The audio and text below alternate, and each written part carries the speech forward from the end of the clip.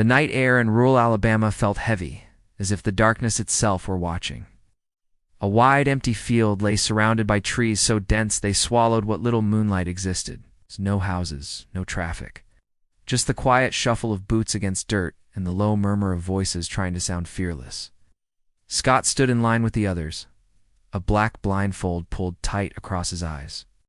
He had been told to place his right hand on the shoulder of the man in front of him. It was meant to symbolize loyalty, brotherhood, trust.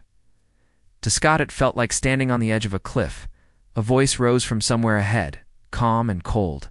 "If there's a snitch among us," the man said, dragging out the words, "kill the snitch." 2 gunshots tore through the silence.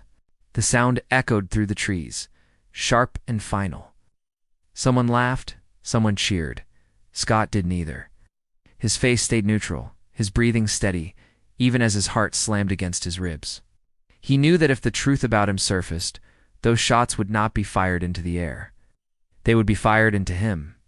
Scott Payne was standing in the middle of a Ku Klux Klan initiation ceremony, surrounded by armed extremists who preached hatred as faith. And none of them knew that one of their own was an undercover agent for the FBI. Scott hadn't planned this life. He wasn't raised to be a hero or a spy. His childhood was unstable, marked by divorce and long stretches of confusion. As a teenager, he drifted into dark interest horror movies, the occult, rebellion for its own sake. One night, after drinking too much and pretending to be possessed as a joke, he experienced something that shook him deeply. A vision, something red, smiling, watching. Whether it was imagination or something else didn't matter. It scared him enough to change direction. Years later, he found himself drawn to law enforcement, not for glory, but for purpose. The FBI didn't see him as special at first. He didn't speak foreign languages or carry elite credentials. What he did have was size, toughness, and an ability to blend into places others couldn't. Undercover work found him. The job wasn't acting. It was survival. Scott learned quickly that you couldn't fake being dangerous. You had to live it. He rode with outlaw motorcycle gangs, drank with them, fought with them, to earn their trust in the only way that mattered, by proving he was willing to go as far as they were. One of those men became his closest friend. They rode together, shared meals, talked about their daughters. For a while, Scott forgot that the friendship had an expiration date. When the arrests finally came, his friend went to prison, and Scott vanished. That was the cost.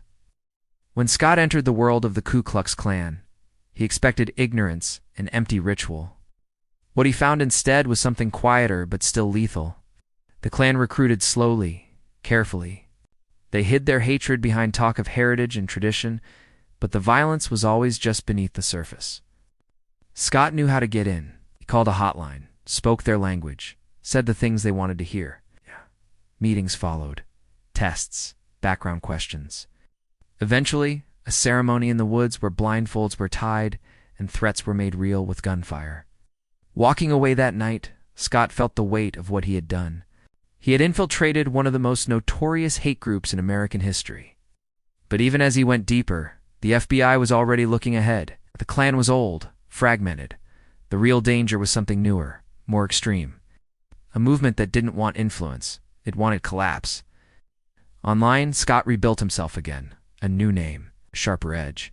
He said things so extreme, they got him banned from mainstream platforms. That was how he knew it was working. Ban meant believable.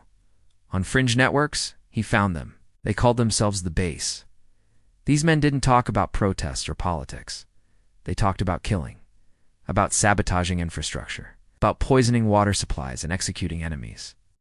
They believed society needed to burn so something purer could rise from the ashes. Scott reached out. They responded. Soon he was invited to meet them in person for vetting. The meeting took place in Rome, Georgia.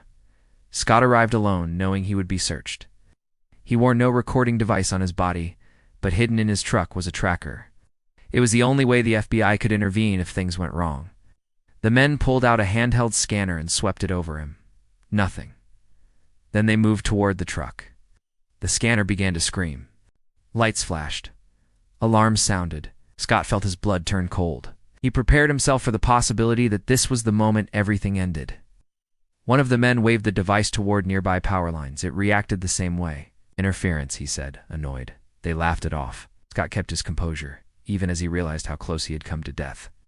Inside the base, Scott saw a level of extremism that went far beyond the Klan.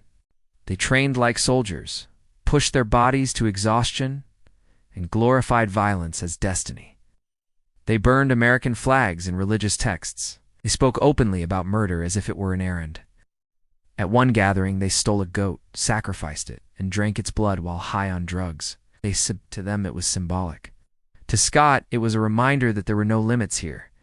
At night, around the fire, they talked freely. Plans formed in the darkness. Names.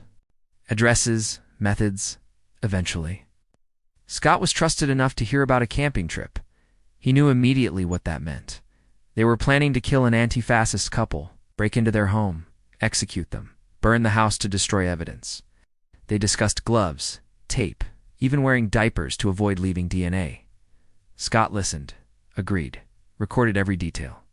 Another cell was planning something even worse, opening fire at a public rally to spark nationwide chaos. Time ran out. The FBI moved before the plans could become bloodshed. The arrests were quiet and precise. Scott played his role until the final moment, even picking up one of the leaders for what he believed was a normal drive. A stage delay stopped the vehicle. Another car approached. Then law enforcement emerged from every direction. Commands were shouted. Hands were raised. Metal cuffs clicked shut. Scott stepped away without a word. No one fought back. No one died. When Scott finally retired, there were no headlines waiting for him. Most people would never know his name or the danger he had walked into willingly. But the damage that never happened mattered more than recognition. He had lived among men who would have killed him without hesitation if they knew the truth. He had listened to hatred, mirrored it, and carried it like a mask until it nearly became part of him. Undercover work leaves scars that don't fade easily, but it also saves lives. And sometimes the greatest victories are the ones no one ever sees.